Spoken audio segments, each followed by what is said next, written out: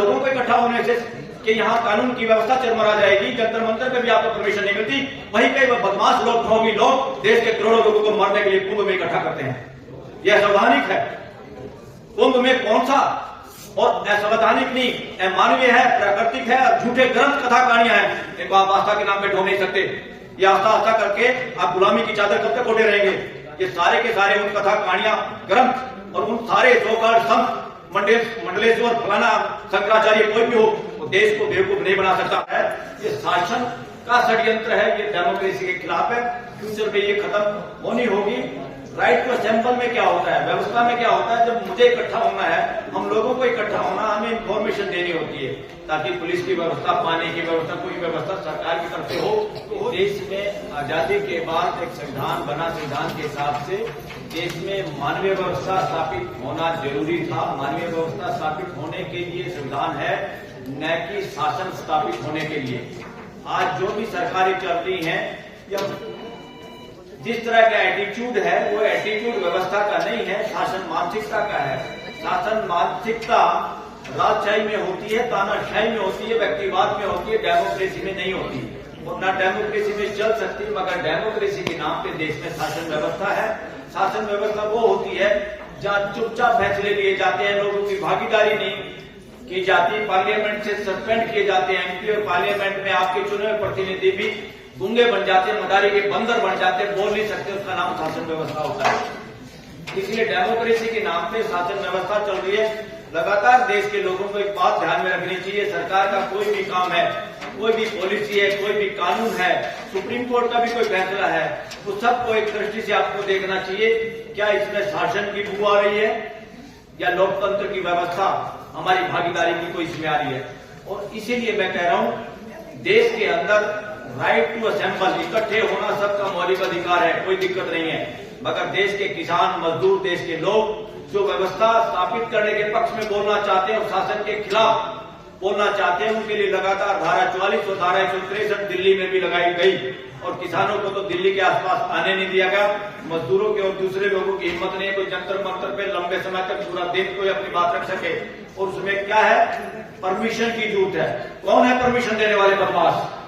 जिनका नाम executive magistrate है हमारे कानून में। और अंग्रेजों ने बनाया था। क्यों बनाया था वो कानून? ताकि जब भी कोई बोलना शुरू करे, अपने गुलाम बंदर से उनको नकेल कसवा दी जाए और लोगों को बोलने नहीं दिया जाए, लोगों को इकट्ठे न होने दिया जाए। ये कानून असंवैधानिक, उस संविधान के लोगों ने भी आज तक किसी ने ध्यान ही नहीं दिया। और धारा 44 से आज 163 के रूप में उसी को आज बरकरार है। ये शासन का षड्यंत्र है, ये डेमोक्रेसी के खिलाफ है। फ्यूचर में ये खत्म होनी होगी। राइट टू असेंबल में क्या होता है, व्यवस्था में क्या होता है? जब मुझे इकट्ठा होना है, हम लोगों को इकट्ठा होना, हमें इंफॉर्मेशन देनी होती है ताकि पुलिस की व्यवस्था, पानी की व्यवस्था, कोई व्यवस्था सरकार की तरफ से हो तो हो जाए। मगर उसमें ये नहीं है कि आप मना कर दोगे लोगों को इकट्ठा होने से। जहां लोगों को इकट्ठा होने से कि यहाँ कानून की व्यवस्था चरमरा जाएगी, जंतर मंतर पे भी आपको परमिशन नहीं मिलती, वहीं कई बदमाश लोग, ढोंगी लोग देश के करोड़ों लोगों को मारने के लिए कुंभ में इकट्ठा करते हैं। यह असंवैधानिक है। कुंभ में कौन सा और असंवैधानिक नहीं, अमानवीय है, प्राकृतिक है और झूठे ग्रंथ कथा कहानियां हैं। इनको आप आस्था के नाम पे ढो नहीं सकते। ये आस्था आस्था करके आप गुलामी की चादर कब तक ओढ़े रहेंगे? ये सारे के सारे उन कथा कहानियां, ग्रंथ और उन सारे सोकाल संत मंडलेश्वर फलाना शंकराचार्य कोई भी हो, वो देश को बेवकूफ नहीं बना सकता। वो संविधान के अगेंस्ट नहीं बोल सकता। वो संविधान में दी हुई आजादी और श्रद्धांजलि की जो ड्यूटी है, सबको साइंटिफिक टेम्पर का इंसान बनाना है, तो क्वेश्चन कर सके। आप इस पे क्वेश्चन नहीं करेंगे, ये आस्था है। ऐसी कोई आस्था देश में नहीं चल सकती। आस्थाओं के लिए 3 कंडीशन है।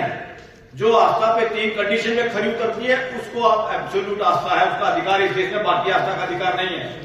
आस्था का अधिकार तब है आपको अगर आपकी आस्था देश के लोगों को की हेल्थ ना खराब करती हो। हेल्थ कौन सी? आपको बुखार थोड़ा चढ़ाना है।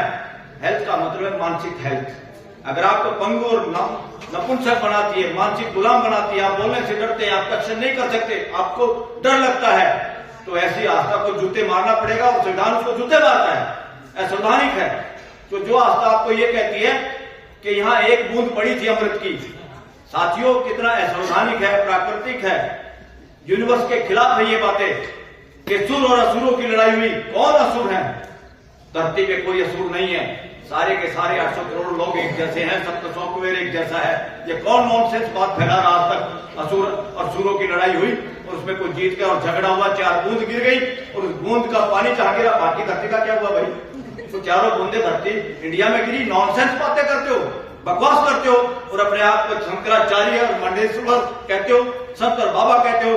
लानत है ऐसे भगोड़े और ऐसे समाज को नपुंसक बनाने वाले लोगों को। आज देश के लोगों को, खासतौर पर युवाओं को चैलेंज करना होगा इन फ्रॉड जो पोस्ट है। ये इस देश के लोगों को प्रधानमंत्री पोस्ट एक व्यवस्था है। प्रधानमंत्री किसी के बाप की और खैरात की पद का नाम नहीं है। प्रधानमंत्री ऑफिस एक व्यवस्था है। उस व्यवस्था पे कई बार गिरे हुए चरित्र के लोग भी जा ही सकते हैं। बहुत सारे ऐसे लोग झूठे एफिडेविट का MLA MP बन ही चुके हैं देश के अंदर। तो CM, PM या DM, SP ये किसी के बापों की जागीर नहीं है, व्यवस्था के अंग है। ये ऑफिस है व्यवस्था के। उन ऑफिस को डेमोक्रेसी के तरीके से व्यवस्था को और सुदृढ़ बनाने के लिए, मानवीय व्यवस्था बनाने के, चलाने के लिए ये चीजें हैं। और इनमें जो जो टांग अड़ाते हैं, आप लोग सोच रहे हो ये DC बन गया, ये SP है, ये CM है, PM है, और कैसे भिखारियों की तरफ चारों तरफ मंडराते रहते हो। आपकी व्यवस्था आपने खड़ी की है और आप ऐसे भूख, और ये इस देश के अलावा बाकी देशों में कमजोर हो गई है। दुनिया के गिरजाघर खाली पड़े, नीलाम हो रहे हैं और हमारे यहाँ मंदिर पे मंदिर बने जा रहे हैं, मस्जिदें बनी जा रही हैं, झगड़े हो रहे हैं।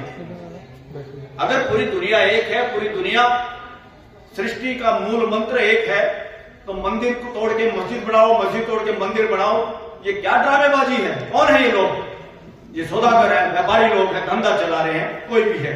और साथियों, इस देश में वर्णवादियों से वर्णवादियों के लिए शासन व्यवस्था चल रही है, लोकतंत्र नहीं चल रहा देश के अंदर। और आप लोग क्या किससे मांगते रहते हो? कितना नपुंसक बना दिया आप लोगों को और हमारे को कि हम सोचते हैं जो कुछ कर रहा है भगवान कर रहा है। अरे कौन है वो सांड अस्तित्व में जो बदमाशी कर रहा है, किसी को गरीब बना रहा, किसी को अमीर बना रहा? दिस इज नॉनसेंस साथियों, अनसाइंटिफिक है। अस्तित्व में कोई ऐसी पावर नहीं है जो लोगों के साथ भेदभाव करती है। जो भी भेदभाव है मानव करता है, मानव द्वारा होता है, मानव के लिए करता है। अस्तित्व में कोई ऐसी शक्ति नहीं है जो आपको दे देगा घर बैठे बैठे। आदमी को छोड़ के किसी को इन चक्रों में पड़ने की जरूरत नहीं है।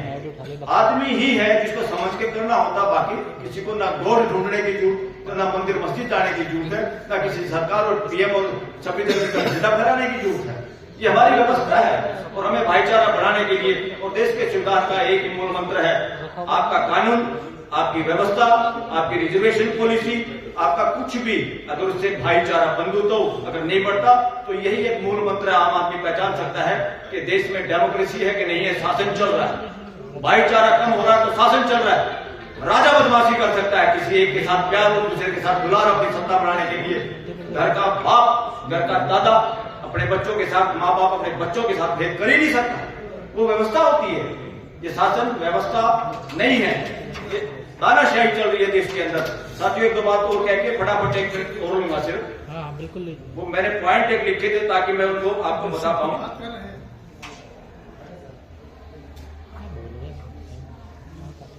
हाँ, आपने ये पीछे जो लिखा है दिल्ली में डोमिसाइल का, बिल्कुल। अरे दिल्ली में इतने सारे कानूनों का आपने ध्वस्त कर दिया पूरे देश के लिए। जब आपको बेनिफिट होता है वर्णवादी व्यवस्था को, वर्णवादी मानसिकता को, तो आप सारे कानून ध्वस्त कर देते हो। दिल्ली या फिर हमारा ग्लोबल एक तरह से इंडिया का विलेज है, एक स्टेट ऐसा, यहाँ वो सारे के सारे धराशायी कर पूरे देश के लोग, OBC, SC, ST होगी तो रिजर्वेशन ही नहीं यहाँ पर, जबकि ST बहुत सारे लोग रहते हैं यहाँ पे। आप उनकी रूटें वहां से कट गई हैं, यहाँ नौकरी करने के चक्कर में आए थे, यहाँ बस गए, तो उनकी जो भी हक बनता है एज पर कॉन्स्टिट्यूशन वो मिलना चाहिए। ये डोमिसाइल की नॉनसेंस जो सिचुएशन अभी चल रही है दिल्ली में, तुरंत खत्म होनी चाहिए साथियों। और मैं एक और बात आप करके, क्योंकि मैं फोटो लगातार जब देखता हूं, जब भी SC, ST, OBC, माइनॉरिटी, और अभी मैं आदिवासियों के किसी प्रोग्राम में था मध्य प्रदेश में, तो वहां मैंने कहा, वो लोग बड़े खुश हुए इस बात से। मैंने कहा बात सुनो, नॉर्थ इंडिया का अगर सबसे बड़ा इसके खिलाफ लड़ने वाला आदमी जो वर्णवादी व्यवस्था के खिलाफ होता है, छोटू राम, जो कंबाइंड पंजाब में एक मंत्री था, वो CM हो सकता था, मगर जानबूझ के उन्होंने ये, क्योंकि बहुसंख्या में मुसलमान लोग ज्यादा थे, उनको खुद बनाना चाहते थे, मगर फिर उसके बावजूद मुसलमान CM थे, और उसके CM होते हुए गांधी और जवाहरलाल नेहरू को भी सिफारिश करनी पड़ी थी। किसने? जो पाकिस्तान का बंटवारा चाहता था, जो पहले वहां मेन रहे, क्या नाम था उनका? जिन्ना पंजाब में नहीं घुस सका, उसको घुसने नहीं दिया, वो समाज को तोड़ नहीं पाया। हिंदू मुसलमान सिख ईसाई किसी को नहीं तोड़ पाया। सारा मजदूर सारा किसान एक ही उसमें था। क्यों? क्योंकि सब सामने वाला अगर परिवार के मुखिया या परिवार के कुछ लोग ऐसे हों जो पूरे परिवार को बांध के रख सकते हैं, वही है व्यवस्था, मानवीय व्यवस्था। और उसको भी अब लोगों में ये मत बना है, क्योंकि उनका शरीर नीला पड़ा हुआ था जो उनके पास रहते थे, सरदार जी जो अब इंग्लैंड में बसते हैं। उनके फादर थे, उनके पास एम्प्लॉय थे, उन्होंने बताया था, बोले उस वक्त ना कम्युनिकेशन थे ना कुछ था। मेरे बाप ने बताया था कि छोटू राम का शरीर नीला पड़ा हुआ था, वो मरा नहीं था, जहर देके मारा गया था। इसलिए डिवीजन के लिए क्या क्या नहीं हुआ इस देश के अंदर। और सबसे ज्यादा इस वर्णवादी व्यवस्था का, जब तक ये जो लोग थे ना, हिंदू महासभा सोकाल्ड 2-3 सीट पूरे कंबाइंड पंजाब, जिसमें पाकिस्तान का पंजाब, इंडिया का पंजाब, हिमाचल प्रदेश, राजस्थान का भी हिस्सा, आज का हरियाणा, आपकी दिल्ली और कुछ पश्चिमी यूपी का भी हिस्सा है, सब कंबाइंड पंजाब का हिस्सा था। इतना बड़ा एक देश था एक तरह से, और उसके अंदर डिवीजन के लिए कोई आदमी मानसिक तौर से तैयार नहीं था साथियों। इसलिए मैं फ्यूचर में चाहता हूं, और उसकी वजह से उन्होंने जितने टिल्ट खेती करने वाले लोग थे, सबसे ज्यादा देश में शेड्यूल कास्ट के लोगों के पास अगर जमीन है, खेती करने वाले जमींदार हैं, तो वो J&K में है, जो उन्हीं के बनाए हुए कानून के आधार पर, उस कानून की वजह से उनको भी जमीन वहां मिली थी। आप लोगों को इस बात का आइडिया होना चाहिए। उसका बेनिफिट वर्णवादियों को भी मिला, ब्राह्मणों को भी मिला, बनियों को, जो टिल्ट करता था, खेती करता था, उन सबको जब मालिकाना हक मिला था, only due to Chhotu Ram. तो छोटू राम जैसा वो भी एक ओबीसी का चेहरा है इस देश के अंदर, और उस ओबीसी का जो माइनॉरिटी के साथ हैं, जो डिविजिव फोर्सों के खिलाफ लड़े, और उस फोर्स के खिलाफ लड़ते लड़ते जिनकी शहादत हुई, समाज को पता ही नहीं था कि जहर देके मारा गया। आज जब उसके सबूत सामने आ रहे हैं, तो ये स्टोरी इस देश की है।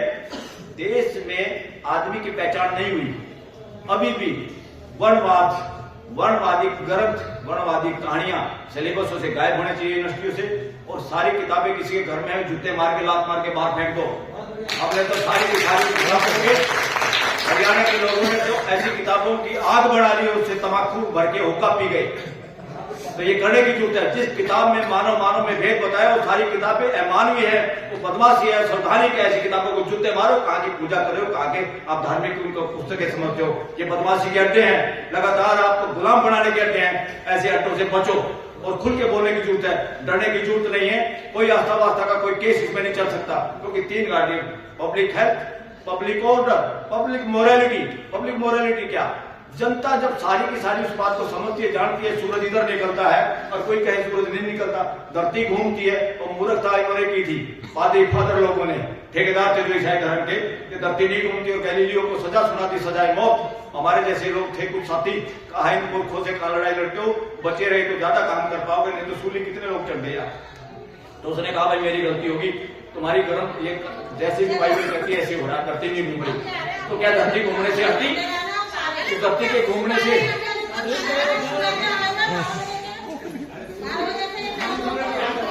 क्या धरती घूमने से हटी? ना धरती घूमने से हटी, ना आज हटी। अब उस फार्मूले को मानने से हमने कितने साइंटिफिक चीजें बनाई और कितनी तरक्की की। इसलिए साथियों, पब्लिक मोरालिटी ये है, जनता जिन चीजों को जानती है उसके खिलाफ अगर कोई सो कॉल्ड रिलीजियस ग्रंथ, रिलीजियस ग्रंथ नहीं है, धार्मिक ग्रंथ होते, सच्चाई पे आधारित, ये सांप्रदायिक ग्रंथ है, झूठे हैं, कथा कहानियों से बचो, और अपने आने वाली पीढ़ियों को आज